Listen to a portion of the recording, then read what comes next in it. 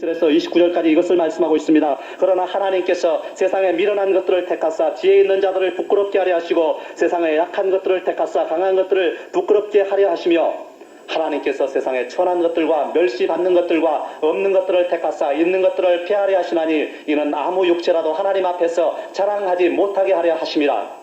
하나님은 세상에 미련한 것들을 택하셔서 지혜 있는 자들을 부끄럽게 하시는 분이신 것입니다.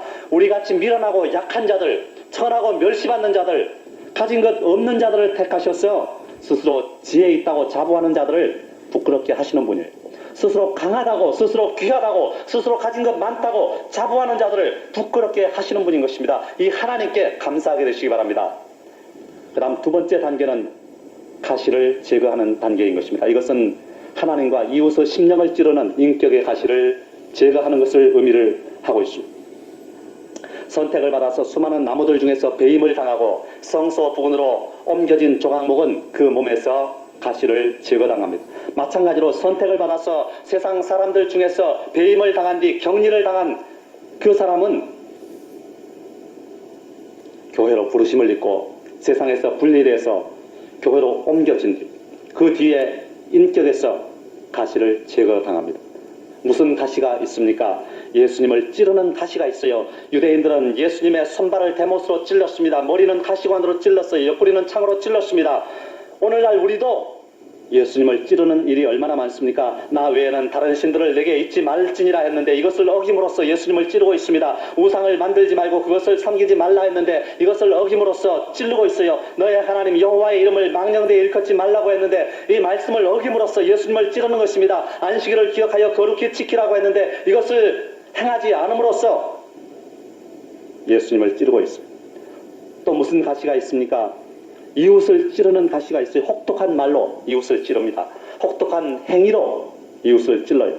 내 부모를 공경하라 했는데 이것을 어김으로써 부모의 마음을 찌릅니다. 살인하지 말라, 간음하지 말라, 도적질하지 말라, 거짓 증거하지 말라, 이웃 것을 탐하지 말라 했는데 이를 어김으로써 이웃을 찌르는 것입니다. 옛날 선택받은 조각목이 성소 부근으로 옮겨져서 가시를 제거당한 것 같이 오늘날 하나님은 택하신 자를 교회로 불러내셔서 이러한 가시를 제거하시는 것입니다. 그 다음 3단계, 이제는 껍질을 벗기는 단계입니다. 이 껍질을 벗긴다는 이 껍질은 외부적인 그리고 행동적인 죄를 벗기는 것을 말하고 있습니다. 세속적인 가치관, 세상적이고 습관적인 구습에 속한 죄를 벗기겠다는 것입니다. 가시를 제거당한 조각목은 이제 껍질이 벗겨지게 되는데요. 왜냐하면 이 껍질이 있으면 비가 조금만 와도 썩고 벌레가 먹기 때문에 사람에게 음행이나 술 취함과 같은 껍질이 있으면 이 유혹의 비가 조금만 와도 심령이 썩어서 벌레와 같은 귀신이 들어와서 육체와 심령을 갉아먹는 것입니다. 그래서 껍질을 벗기는 것입니다. 그래서 음행이나 술 취함과 같은 외부적 행동적인 죄를 하나님이 벗겨내시는 것입니다. 껍질을 벗겨내야 나중에 정금을 입힐 수가 있어요. 이것은 우리가 양복을 입기 위해서는 잠바를 벗어야 되는 것과 마찬가지인 것입니다. 로마서 13장 12절을 보면은 밤이 깊고 낮이 가까웠으니 그러므로 우리가 어두움의 일을 벗고 빛의 갑옷을 입자 그랬어요. 빛의 갑옷을 입기 위해서 어두움의 일을 벗어버리라는 것입니다. 또 골로새서 3장 8절을 보면은 이제는 너희가 이 모든 것을 벗어버리라. 곧 분과 악의와 회방과 너희 부끄러운 말이라. 분과 악의와 회방과 부끄러운 말을 벗으라고 말하고 있습니다. 껍질을 벗으라는 것입니다. 그 다음 네 번째 단계는 물기를 말리는 것입니다. 이것은 내부적이고 마음속에 머무르는 죄를 말리는 것을 말합니다. 껍질이 벗겨진 조각목은 이제 물기를 말려야 돼요. 음행이나 술 취함과 같은 외부적이고 행동적인 죄를 벗기고 나서 하나님은 우리 속에서 고집이나 혈기나 교만이나 미움, 다툼, 시기, 질투 이러한 내부적이고 마음속에 머무는 죄를 말리시는 것입니다. 무엇으로 말리느냐? 말씀으로 말리시는 것입니다. 말씀은 불이에요. 예레미야서 23장 29절을 보면 내 말이 불같지 아니하냐 그랬어요. 하나님의 말씀은 불입니다. 말씀에 불로써 이 물기를 말리는 것입니다. 그 다음 5번째 단계는 곧게 펴요. 비성경적이고 인본주의적인 성격을 곧게 펴는 것입니다. 껍질이 벗겨지고 물기를 말린 조각목은 이제 곧게 펴져요. 이리저리 뒤틀리고 굽은 조각목을 곧게 펴는 것입니다. 마찬가지로 선택받은 사람도 이리저리 뒤틀리고 굽은 내 생각과 아집을 곧게 펴야 돼요. 무엇으로 곱게 펼까요? 말씀으로 펴는 것입니다. 말씀은 방망이에요. 이것을 펴는 방망이인 것입니다. 예레미야 23장 29절 보면 또 내 말이 반석을 쳐서 부스러뜨리는 방망이 같지 아니하냐 그랬어요. 하나님의 말씀은 바위를 쳐서 부스러뜨리는 방망이인 것입니다. 말씀의 방망이로서 비뚤어진 인격을 치시는 것입니다. 그리고 나서 6번째 단계, 깎아내서 연합을 시킵니다. 떨어버릴 것을 다 떨어버리고 이제 성도 간에 연합을 시켜요. 출애굽기 26장 15절에서 17절을 보면은 너는 조각목으로 성막을 위하여 널판을 만들어 세우되 각 판의 장은 10규빗, 광은 1규빗 반으로 하고 각 판에 2촉씩 내어 서로 연하게 하되 너는 성막 널판을 다 그와 같이 하라 그랬어요. 서로 연하게 하라고 말합니다. 연합시키라는 것입니다. 곱게 펴진 조각목을 대패로 깎아내는 것입니다. 깎아내고 나면은 쓸 부분은 더욱더 작아져요. 이것들을 이제 금으로 입혀진 띠들로 짜서 맞춰요. 마찬가지입니다. 선택받은 사람들도 말씀으로 육의 요소, 군더더기들을 깎아냅니다. 자기 부인을 통해서 깎아내는 것입니다. 말씀 안에서 다 떨어버리고 필요한 거 다 떨어버리고 나니까 원래도 부족한 사람인데 남은 게 거의 없어요. 조금밖에 안 남았어요. 부족한 사람이 돼서 아주 겸손하게 되는 것입니다. 금으로 입혀진 띠들로 짜 맞춘다는 것은 연합이 필요하다는 말이에요. 성도의 연합을 말하고 있어요. 사랑으로 연합합니다. 사랑의 띠로, 신뢰로 연합하는 것입니다. 시편 133편 1절에서 3절을 보면 형제가 연합하여 동거함이 어찌 그리 선하고 아름다운고 머리에 있는 보배로운 기름이 수염 곧 아로노 수염에 흘러서 그 옷깃까지 내림 같고 헐몬의 이슬이 시오노 산들의 내림 같도다. 거기서 여호와께서 복을 명하셨나니 곧 영생이로다 그랬습니다. 형제가 연합하는 것을 하나님이 선하게 보신다는 것입니다. 아름답게 보셔요. 골로새서 2장 2절 보면 이는 저희로 마음의 위안을 받고 사랑 안에서 연합하여 원만한 이해의 모든 부요에 이르러 하나님의 비밀은 그리스도를 깨닫게 하려 함이라 그랬어요. 사랑 안에서 연합하라고 말하는 것입니다. 그 다음 마지막으로 7번째 단계는 이제 정금으로 덧입힙니다. 이것은 예수 그리스도로 덧입는 것을 말합니다. 이렇게 연합된 조각목도 금이 가고 또 굽고 쪼개지고 그래요. 그래서 정금으로 덧입힌다는 것입니다. 오늘 본문을 보면 11절에 정금으로 그것을 싸되 그랬어요. 13절에는 금으로 싸고 그랬습니다. 조각목을 정금으로 싸는 것입니다. 마찬가지예요.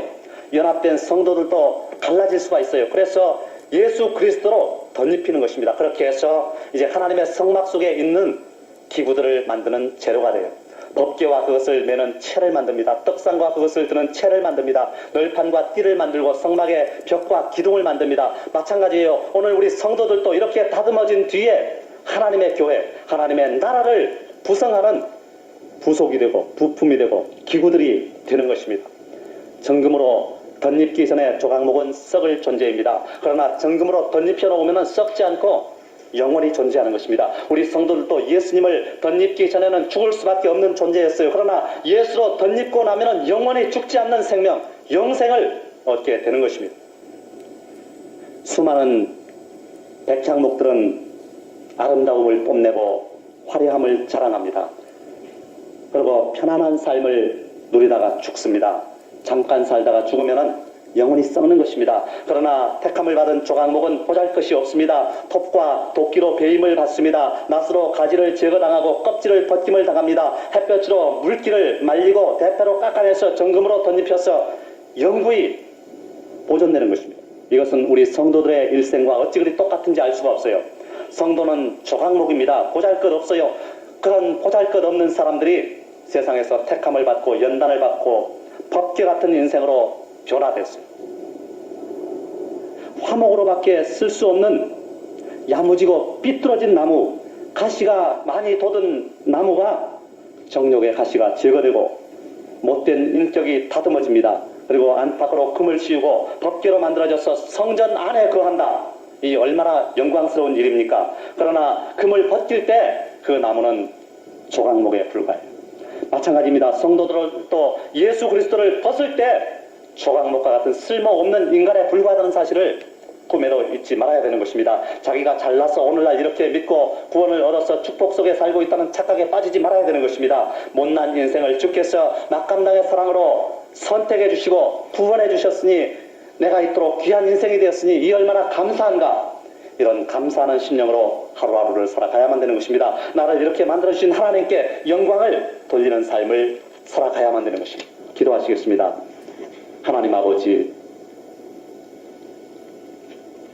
천한 조각목과 같고 보잘것없는 조각목과 같은 저희들을, 뒤틀리고 굽어서 쓸모도 없는 조각목과 같은 저희들을 세상 가운데서 선택하셔서 하나님께서 악한 가시와 껍질을 제거하고 우리 속에 깃들어 있는 악한 죄성을 말리고 깎아내서 예수 그리스도로 입혀주셔서 저희들을 법궤와 같은 인생으로 변화시켜 주신 하나님의 은혜를 감사합니다. 이 하나님의 은혜를 어찌다 감사하며 만일이 있음을 어찌다 찬양을 하오리까. 하나님 아버지, 쓸모없는 저희들이 이렇게 여러 단계를 거쳐서 하나님께 선택을 받아 이 자리까지 올라왔사오니 우리 하나님 아버지, 저희들에게 성령으로 더욱더 덧입혀 주시고 하나님 성령으로 더욱더 충만케 하여 주셔서 날마다 반짝반짝 빛이 나는 저희 성도들이 될 수 있도록 축복하여 주시옵소서. 이제 주님께서 저희들을 이처럼 영광스럽고 영화롭게 만들어 주셨사오니 우리 주님께서 맡겨주신 사명들을 능히 다 감당하고 부족함이 없도록 주님 역사하여 주옵소서.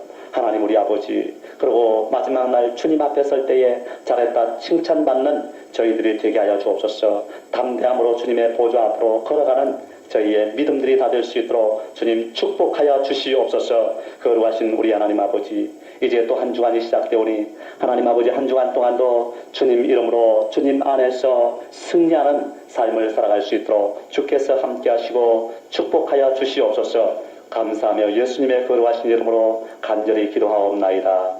아멘.